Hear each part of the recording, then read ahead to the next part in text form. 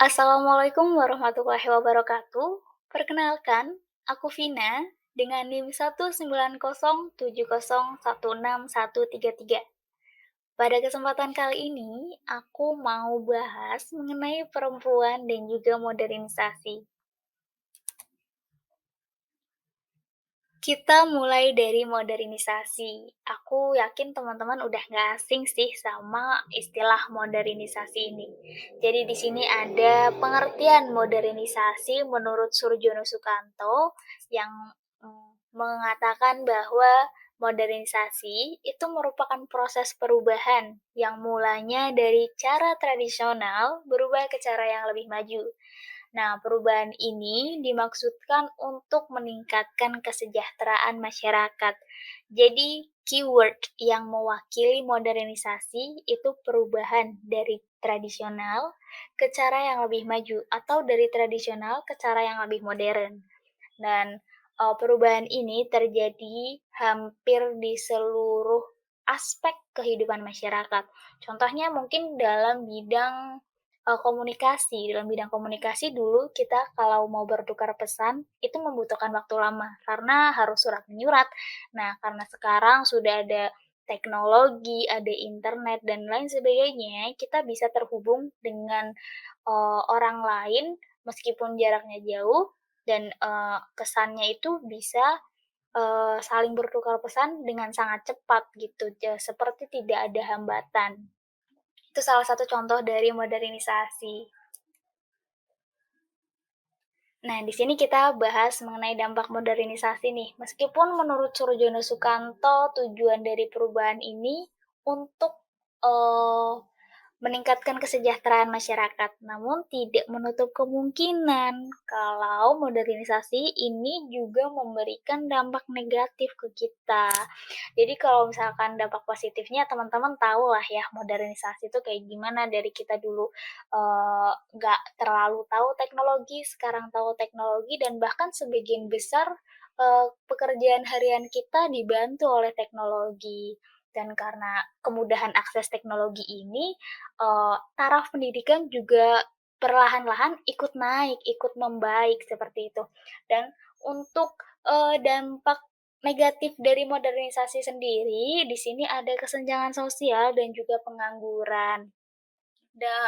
Meskipun, modernisasi ini tujuannya untuk mensejahterakan ya, namun ya tidak menutup kemungkinan juga bahwa pasti ada gap atau kesenjangan antara masyarakat pedesaan dan juga masyarakat kota. Mungkin masyarakat kota lebih terbuka dan lebih mudah untuk tersentuh dengan modernisasi dibandingkan dengan masyarakat pedesaan. Jadi pasti ada ketimpangan atau gap di antara keduanya. Dan juga pengangguran. Nah, pengangguran ini mungkin karena tadi, akses teknologinya udah sangat mudah, taraf pendidikannya juga mulai meningkat dari waktu ke waktu, sehingga para penyedia layanan, penyedia lapangan pekerjaan, mereka itu membutuhkan karyawan atau membutuhkan SDM yang memiliki kualitas baik, yang mereka yang dapat, beradaptasi dalam, era seperti sekarang ini. Jadi dan, eee, tidak semua masyarakat mempunyai hal itu, sehingga menyebabkan tingkat pengangguran ini menjadi tinggi. Nah, selanjutnya kita bahas mengenai perempuan dalam modernisasi. Dah, kalau membahas perempuan dalam modernisasi, mungkin kita akan banyak membahas mengenai gender role atau peran gender dan juga ya kesetaraan gender baik antara perempuan maupun laki-laki gitu.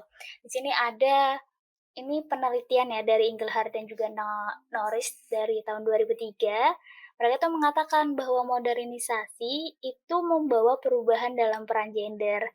Dan pada saat sekarang ini, perempuan sudah banyak terlibat dalam, ranah profesionalisme dan mereka juga memiliki hak untuk berpolitik gitu.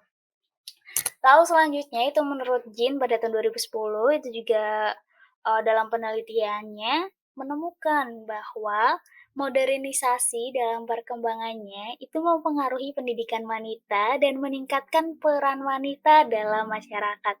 Jadi, selain tadi memberikan perubahan dalam peran gender, ini juga mempengaruhi pendidikan nih. Jadi, mungkin dulu wanita tidak terlalu, banyak yang memiliki gelar atau memiliki riwayat pendidikan yang baik. Nah, pada saat sekarang ini dengan adanya era modernisasi, perempuan banyak yang menginginkan, pendidikan yang lebih tinggi dan juga peran-peran mereka dalam masyarakat juga mulai terlihat semakin banyak. Contohnya mungkin, pada saat ini sudah ada banyak pemimpin dari wanita-wanita yang hebat, wanita yang menginspirasi, mereka yang, memiliki, eee nilai untuk menjadi, ya mungkin panutan atau seseorang yang menjadi, eee, tokoh dalam masyarakat. Oke, di sini ada penelitian, ini penelitian dilakukan oleh Hamid dan kawan-kawan. Penelitiannya ini mengenai impact atau dampak dari dampak modernisasi pada gender role atau peran gender. Nah, hasil penelitiannya itu di sini, rangkumannya yang pertama, jadi modernisasi ini mempengaruhi pendidikan, baik untuk laki-laki maupun perempuan. Dan ya, pada saat ini banyak perempuan yang menginginkan, eee, tingkat pendidikan yang tinggi. Jadi mereka ingin mengenyam pendidikan yang tinggi, ingin memiliki riwayat pendidikan yang tinggi, mungkin tidak hanya sekedar lulus di bangku sekolah dasar atau, sekolah menengah pertama, tapi juga ingin memiliki riwayat pendidikan yang mereka bisa berkuliah, entah sarjana atau mungkin menjadi lanjut menjadi magister dan lain sebagainya. Nah, lalu di sini juga ada, penemuan lainnya bahwa modernisasi itu mempengaruhi pattern of marriage decision. Jadi mungkin dulu ya, banyak pernikahan perjodohan, pernikahan di bawah umur tuh banyak banget. Dan karena ya sekarang zaman sudah berbeda dan adanya juga modernisasi ini, baik laki-laki maupun perempuan mereka sama-sama memiliki hak, sama-sama memiliki suara untuk menentukan, atau apakah dirinya mau menikah atau tidak, seperti itu. Dan, sebagian besar dari responden yang menjadi subjek penelitian itu mereka memberikan pendapatnya bahwa, perempuan memang seharusnya diberi, hak untuk memilih, seperti itu. Dan selanjutnya, temuan yang selanjutnya itu mereka menemukan bahwa modernisasi itu telah mempengaruhi, females traditional gender roles and females are going beyond. Jadi itu maksudnya, modernisasi ini mempengaruhi peran tradisional wanita. Peran tradisional wanita itu, urusan domestik itu ya ngurusin rumah. Mungkin kalau misalkan udah jadi seorang ibu ya ngurusin rumah, ngurusin anak, ngurusin suami, pokoknya ya di rumah aja, di dapur dan lain sebagainya gitu.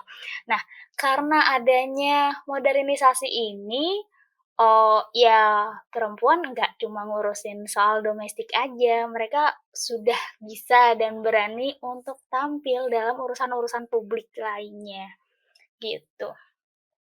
Jadi inti dari penelitian ini ya, modernisasi ini memberikan, banyak banget pengaruh atau berarti memiliki peran yang begitu besar dalam perubahan peran gender itu sendiri.